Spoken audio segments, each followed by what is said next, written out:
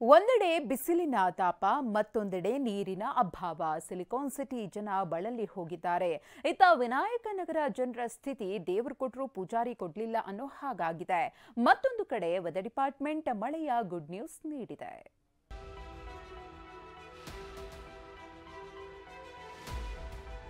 ಬೋರಲ್ಲಿ ನೀರಿದ್ರೂ ಬಿಡ್ತಾ ಇಲ್ಲ ಸರ್. ಯಾರು ಕಾಸು ಕೊಡ್ತಾರೋ ಅವ್ರಿಗೆ ಮಾತ್ರ ನೀರು ಬಿಡೋದು. ನಮ್ಗೆ 25 ರೂಪಾಯಿ ಕೈ ಕೊಟ್ಟಿದ್ದಕ್ಕೆ ಎಸ್ಬಿಟ್ಟು ಹೋದ್ರು ಅವರು. ಈ ಬೋರ್ ನೀರಂತೂ ಬಿಟ್ಟು ಒಂದು 6 ತಿಂಗಳೇ ಆಗೋಗ್ಬಿಟ್ಟೈತೆ. ನಾನು 1000 ರೂಪಾಯಿ ಕೊಡ್ತೀನಿ, ನೀನು 2000 ಕೊಡ್ತೀಯ. ಅವನಿಗೆ ಒಳಗಡೆ ಕಲೆಕ್ಷನ್ ಇಂದ ಮನೆ ಒಳಗೆ ಕಲೆಕ್ಷನ್ ಕೊಟ್ಟು ನೀರು ಬಿಡ್ತಾವ. ಈಗ ಓಟ್ ಬರ್ತದಲ್ವೇ, ಇವಾಗ ಓಟ್ ಅಂತ ಸಾಯ್ತಾರೆ.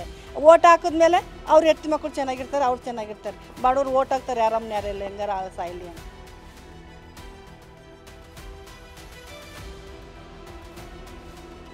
ಯಾರಿಗೆ ಹೇಳಿದ್ರೂ ಇಲ್ಲ, ವಿಲವಿಲನೆ ಒದ್ದಾಡಿದ್ರೂ ಇಲ್ಲ. ಈ ಜನರ ಸಂಕಷ್ಟಕ್ಕೆ ಕೊನೆಯೇ ಇಲ್ಲದಂತಾಗಿದೆ. ಜಲದಾಹದ ನಡುವೆ ವಾಟರ್ ಮ್ಯಾನ್ ಕಳ್ಳಾಟವು ಇವರಿಗೆ ತಲೆನೋವು ತಂದಿದೆ. ವಾಟರ್ ಮ್ಯಾನ್ ಕಳ್ಳಾಟದಿಂದ ಜನರಿಗೆ ಜಲ ಸಂಕಷ್ಟ.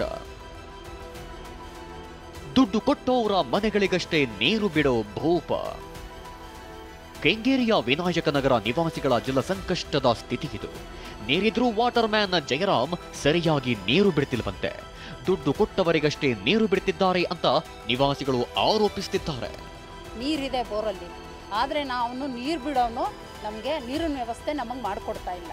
ಒಂದು ಯಾರು ದುಡ್ಡು ಕೊಡ್ತಾರೆ, ಯಾರು ಹೆಚ್ಚಿಗೆ. ಇವಾಗ ನಾನು 1000 ರೂಪಾಯಿ ಕೊಡ್ತೀನಿ, ನೀನು 2000 ಕೊಡ್ತೀಯ. ಅವನಿಗೆ ಒಳಗಡೆ ಕಲೆಕ್ಷನಿಂದ ಮನೆ ಒಳಗೆ ಕಲೆಕ್ಷನ್ ಕೊಟ್ಟು ನೀರು ಬಿಡ್ತಾವನು. ನಮ್ಮ ಏರಿಯಾಗಳಲ್ಲಿ ನೀರಿಂದು ತುಂಬ ವ್ಯವಸ್ಥೆ ಆಗಿದೆ ಸರ್. ಅಪಾರ್ಟ್ಮೆಂಟ್ ನಿವಾಸಿಗಳಿಗೂ ಜಲ ಸಂಕಷ್ಟ ಎದುರಾಗಿದೆ. ಕುಡಿಯುವ ನೀರಿನ ಸಮಸ್ಯೆ ಬಗೆಹರಿಸದ ಆಡಳಿತ ಮಂಡಳಿ ವಿರುದ್ಧ ಬೆನ್ನಿಪೇಟೆಯ ಶಾರ್ಪೋಜಿ ಪೆಲಾಂಜಿ ಅಪಾರ್ಟ್ಮೆಂಟ್ ನಿವಾಸಿಗಳು ಪ್ರತಿಭಟನೆ ನಡೆಸಿದ್ರು. ಆಡಳಿತ ಮಂಡಳಿ ಕಚೇರಿಗೆ ಮುತ್ತಿಗೆ ಹಾಕಿ ಸಿಬ್ಬಂದಿಯನ್ನ ತರಾಟೆ ತೆಗೆದುಕೊಂಡರು.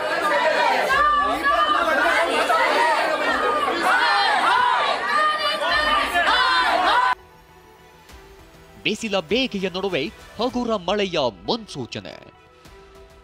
ಸಿಲಿಕಾನ್ ಸಿಟಿ ಸೇರಿದಂತೆ ರಾಜ್ಯಾದ್ಯಂತ ತಾಪಮಾನ ದಿನೇ ದಿನೇ ಹೆಚ್ಚಾಗ್ತಾ ಇದೆ. ನಗರದಲ್ಲಿ ಇಂದು 37 ಡಿಗ್ರಿ ಸೆಲ್ಸಿಯಸ್ ಉಷ್ಣಾಂಶ ದಾಖಲಾಗಿದೆ. ಇದರ ನಡುವೆ ಬೆಂಗಳೂರಲ್ಲಿ ಇದೇ ತಿಂಗಳ 9ರಂದು ಹಲವೆಡೆ ಹಗುರ ಮಳೆ ಹಾಗೂ ಮೋಡ ಕವಿದ ವಾತಾವರಣ ಇರಲಿದೆಯಂತೆ. ಮುಂದಿನ 7 ದಿನಗಳ ಕಾಲ ರಾಜ್ಯದಲ್ಲಿ ಬಿಸಿಲಿನ ತಾಪದ ಜೊತೆಗೆ ಹಗುರ ಮಳೆ ಆಗಲಿದೆ ಅಂತ ಹವಾಮಾನ ಇಲಾಖೆ ಮುನ್ಸೂಚನೆ ನೀಡಿದೆ. ಏಪ್ರಿಲ್ 8ರಂದು ಕೊಡಗು, ಚಿಕ್ಕಮಗಳೂರು, ಮಂಡ್ಯ ಮತ್ತು ಮೈಸೂರು ಜಿಲ್ಲೆಯ ಕೆಲವೆಡೆ ಹಗುರ ಮಳೆ ಸಾಧ್ಯತೆ ಇದೆ ಅಂತ ಹವಾಮಾನ ಇಲಾಖೆ ಮಾಹಿತಿ ನೀಡಿದೆ. ನಂತರ ರಾಜ್ಯದಲ್ಲಿ ಒಂದೆರಡು ಕಡೆ ಹಗುರ ಮಳೆ ಆಗುವಂಥ ಒಂದು ಸಾಧ್ಯತೆ ಇದೆ. ಈ ಮಳೆಯ ಪ್ರಮಾಣ 9 ಮತ್ತು 10ನೇ ತಾರೀಕು ಉತ್ತರ ಒಳನಾಡು ಮತ್ತು ದಕ್ಷಿಣ ಒಳನಾಡಿನಲ್ಲಿ ಹೆಚ್ಚಿನ ಜಿಲ್ಲೆಗಳಲ್ಲಿ ಒಂದು ಹಗುರ ಮಳೆ ಆಗುವಂಥ ಒಂದು ಸಾಧ್ಯತೆ ಇದೆ. ಬೆಂಗಳೂರಿಗೆ ಪ್ರತ್ಯೇಕವಾಗಿ 9ನೇ ತಾರೀಕು ಹಗುರ ಮಳೆ ಆಗುವಂಥ ಒಂದು ಸಾಧ್ಯತೆ ಇದೆ. ಉಷ್ಣಾಲಯ ಮುನ್ನೆಚ್ಚರಿಕೆ ಅಂತ ನೋಡಿದರೆ ಮುಂದಿನ ಒಂದು 3 ದಿನಗಳಿಗೆ, ಇವತ್ತು, ನಾಳೆ ಮತ್ತು ನಾಡಿದ್ದು, ಈ 3 ದಿನಗಳಿಗೆ ಏನೇ ಹೇಳಿ ಬೇಸಿಲ ಬೇಗೆಗೆ ಬೇಸತ್ತ ಜನರಿಗೆ ಹವಾಮಾನ ಇಲಾಖೆ ಹಗುರ ಮಳೆ ಮುನ್ಸೂಚನೆ ನೀಡಿದೆ. ಅದರ ಜೊತೆಗೆ ಕುಡಿಯುವ ನೀರಿನ ಸಮಸ್ಯೆ ಪರಿಹಾರಕ್ಕೆ ಮತ್ತಷ್ಟು ಕಾರ್ಯೋನ್ಮುಖರಾಗಬೇಕಿದೆ. ಶಾಂತಮೂರ್ತಿ ಜೊತೆ ವಿನಾಯಕ್ ಗುರವ್, TV9 ಬೆಂಗಳೂರು.